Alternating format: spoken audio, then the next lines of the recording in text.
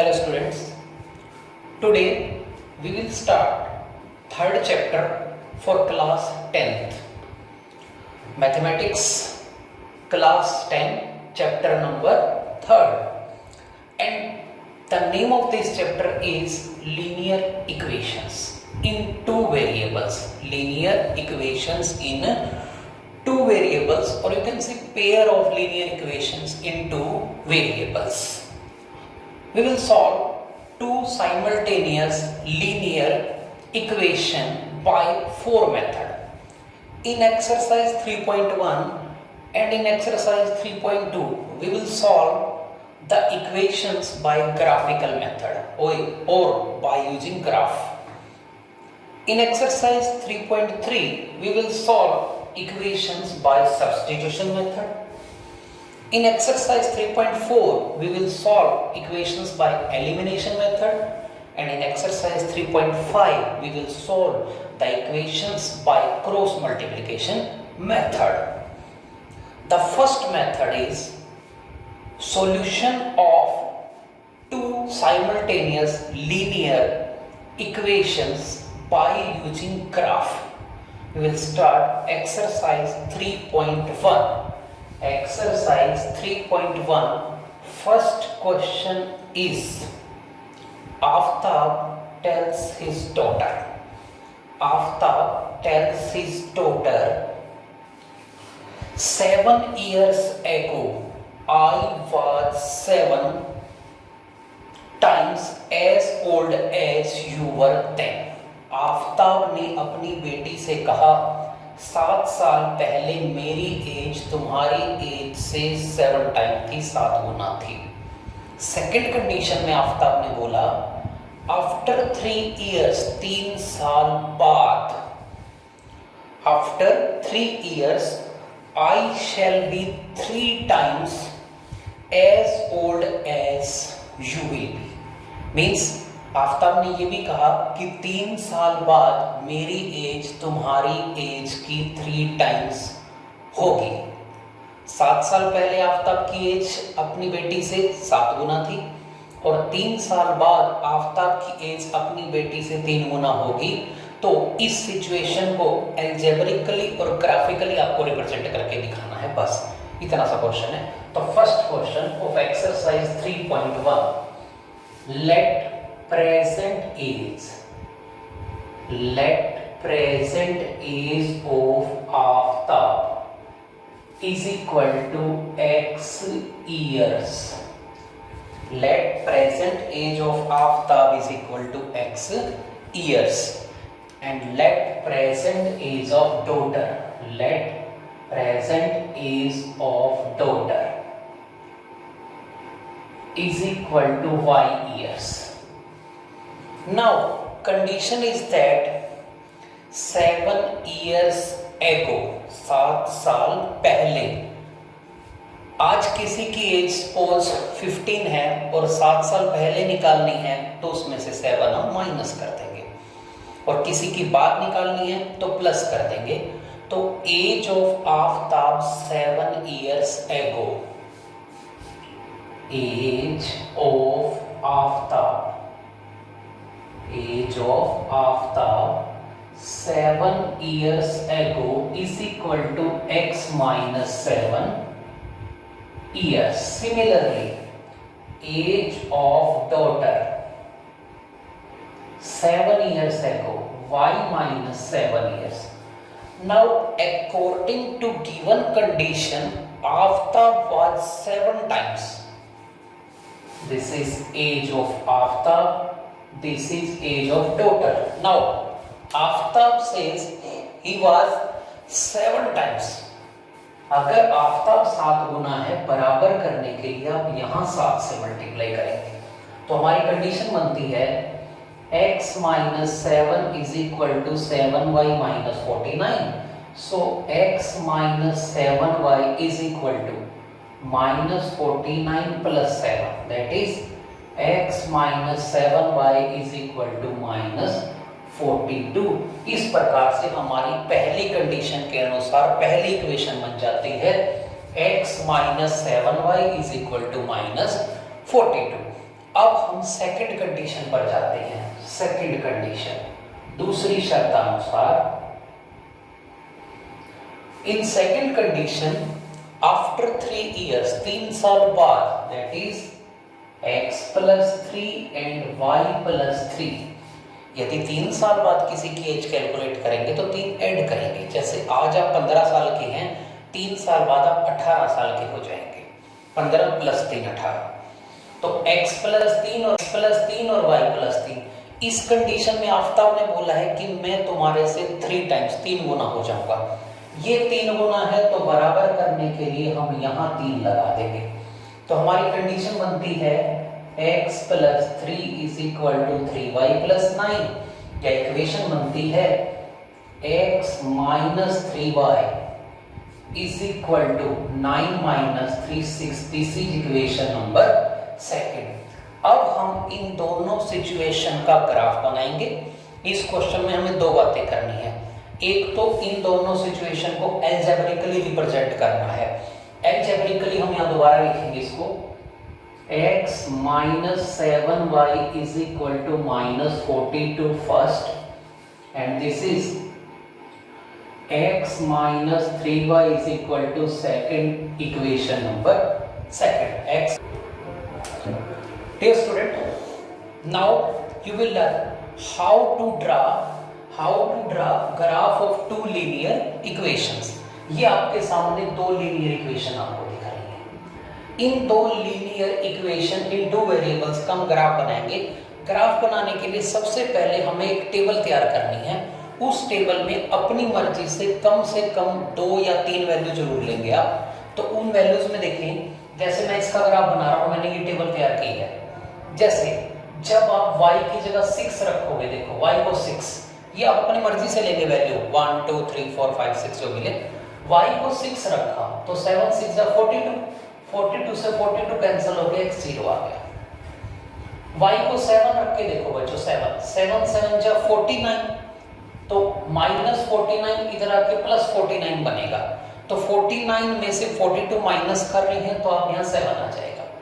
Next आप y को 8 रख के देखें, 7 8 जा 56, 56 प्लस हो जाएगा। तो 56 में से 42 माइनस किया तो 14 आ जाएगा।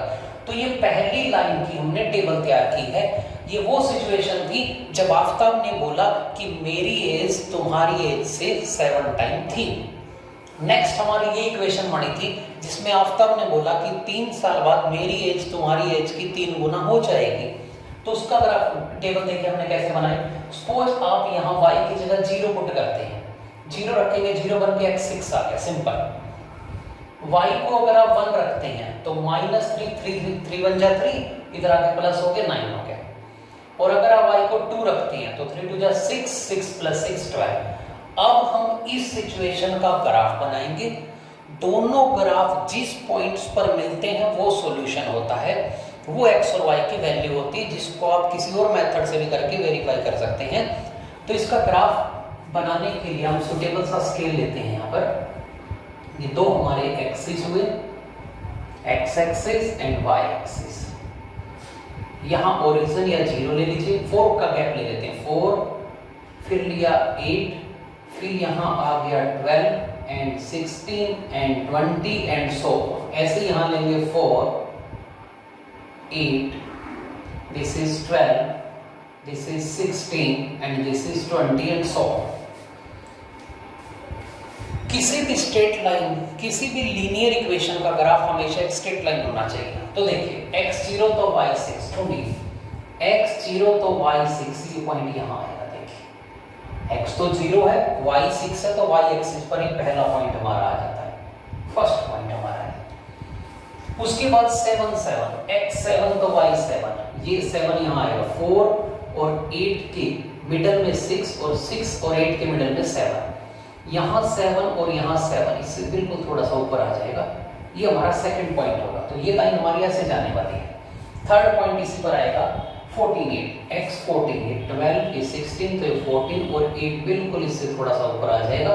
तो हमारी पहली स्ट्रेट लाइन इस तरह से चली जाएगी। ये हमारी पहली लाइन का ग्राफ हमने बना दिया और इस लाइन पर आप लिख देंगे ये ग्राफ है x -7y = -42। इसी तरह से हम सेकंड लाइन का भी ग्राफ बनाएंगे। इसमें जो सेकंड लाइन हमारी है ये है। 3 पॉइंट लेने से हमें एक वेरिफिकेशन भी हो जाती है, अगर तीनों एक ही लाइन पर आ रहे हैं तो हमारा ग्राफ ठीक है, अदरवाइज हमने कहीं ना कहीं उसकी टेबल में मिस्टेक करी है। x6 y0, x6 4 8 x6 and y0, this is the point. x6 y0 lies on x axis. 9 1 x 9 y1, 8 12, this is 10, this is 9 9 1, this is the point. So this is the second point. So line will represent by this. इस तरह की हमारी line जाएगी। Next देखते हैं हम 12 2 x 12 तो y 2, ये 12 है और इसकी बिल्कुल थोड़ा सा ऊपर हमारा पॉइंट 2 हो जाएगा और इस तरह से हमारा ये ग्राफ जाएगा इस लाइन का जो आगे जाएगा। ठीक है बच्चों, याद रखिए ये जो पॉइंट है, ये जो पॉइंट है, ये हमारा सॉल्यूशन को रिप्रेजेंट करेगा। जो इस क्वेश्चन में अगर हम देखेंगे तो यहाँ पर x की वैल्यू तो 42 आएगी और y हमारा 12 आ जाएगा। 42 12 ये हमारा रिक्वायर्ड सॉल्यूशन होगा। Yes, exercise 3.1 contain only 3 questions. In first question, you have seen the graph was intersecting line and the solution was x equal to 42, that is age of Aftab 42 years and age of daughter 12 years. Now I am doing third question. Third question of this exercise is the cost of 2 kg apple and 1 kg grapes on a day was found to be rupees 160. The cost of 2 kg apple and 1 kg grapes on a day was found to be rupees 160. So let cost of 1 kg apples is equal to rupees x and let cost of 1 kg grapes is equal to rupees y is equal to rupees y. Let cost of 1 kg apple rupees x and let cost of 1 kg grapes is equal to rupees y. Now see the condition. 2 kg apples means 2x plus 1 kg grapes means 1y or simple y is equal to the cost is rupees 160. 160. This is first condition. In second condition, the cost of 4 kg apple, this is 4x plus 2 kg grapes, it's 2y is equal to rupees 300.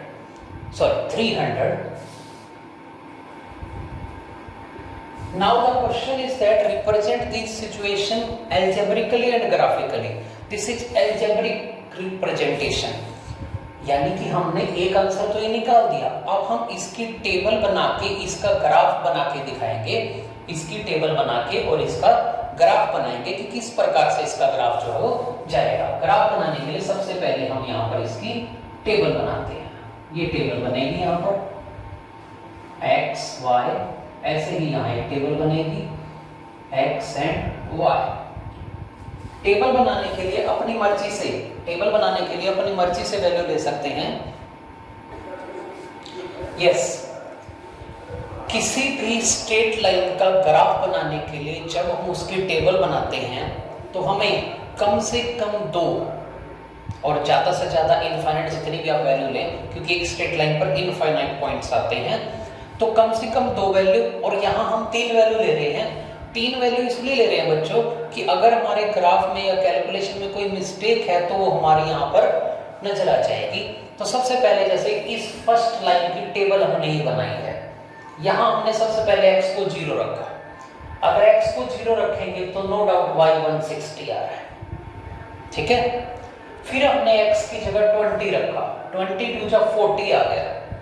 160 में से अगर 140 minus करेंगे तो 120 आ रहा है। इसी प्रकार से हमने x को जब 40 रखा तो 80, 160 में से 80 माइनस किया, 80 ये पहले लाइन की टेबल है। आप अपनी मर्जी से वैल्यू ले सकते हैं, x की वैल्यू 20, 30, 40, वो जो वैल्यू लेनी है वो आपको इसके कंपैटिबल लेनी है। जहाँ यहाँ 160 है तो इस हिसाब से आप वैल्यूज लेंगे। नेक्स्ट हमने सेकेंड लाइन की टेबल बनाई है यहाँ पर। जैसे मैंने सेम वैल्यू भी ले ली दोनों x की, बट y की वैल्यू डिफरेंट आ रही है। जब x को 0 रखा गया, x को 0 रखा गया, 0 हो गया तो y नो डाउट 150 आ रहा है। और जब x की जगह 20 पुट किया जा रहा है, 20 80 हो गए। 300 में से जब आप 80 माइनस करेंगे और 2 से डिवाइड करेंगे तो आपको 110 मिल रहा है। इसी प्रकार से हमने थर्ड वैल्यू। अब हम इस सिचुएशन का ग्राफ बनाएंगे। अगर आप इसका ग्राफ बनाएंगे तो आप पहले से एक बात का आइडिया लगाएं। 2/4 1/2 हो गया, 1/2 1/2 है, this by this not equal to 1/2। मैं देख पा रहा हूं a1/a2 b1/b2 इक्वल आ रहा है।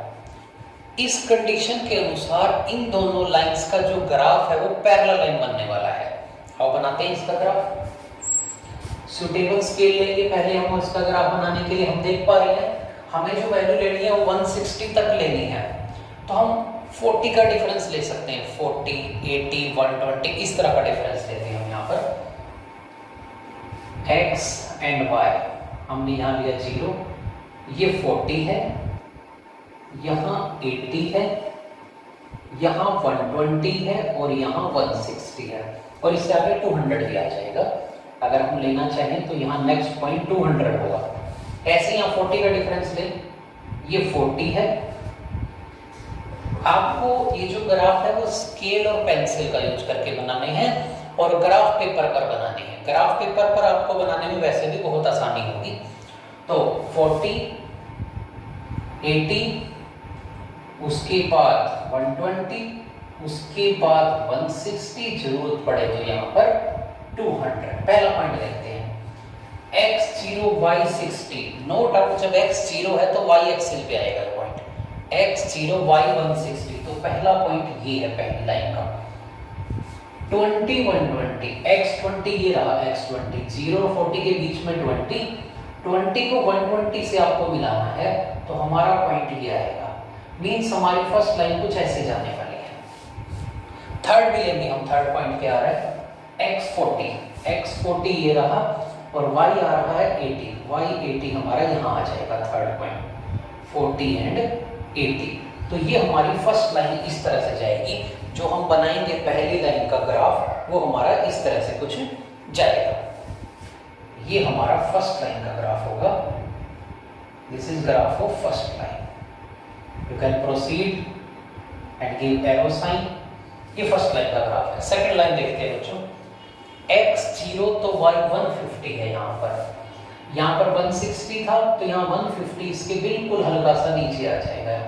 ये 140 और ये हमारा पॉइंट यहाँ आ जाएगा सेकंड। उसके बाद x20 था तो उसमें 120 था, यहाँ 110 है, यानी ये पॉइंट उसके नीचे आ रहा है। देखो ये सेम वैल्यू है बट ये उसके नीचे आ रही है। तो इस तरह से हमारी लाइन बनने वाली है इसके पैरेलल।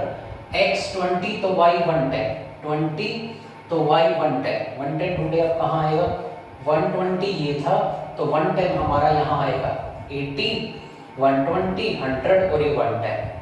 20 की सीध में बच्चों आपको इस बार 110 पर पॉइंट लगाना है तो हमारा पॉइंट यहाँ आ जाएगा। ये पॉइंट हमारा यहाँ पर आ जाएगा। तो ये सेकंड लाइन हमारी इस तरह से इसके पैरेलल जाने वाली है। तीसरा पॉइंट था 40 ये रहा। यहाँ पर हमने जो लगाया था 40 80 लगाया था, अब हमने लगाना है 40 और ये 70।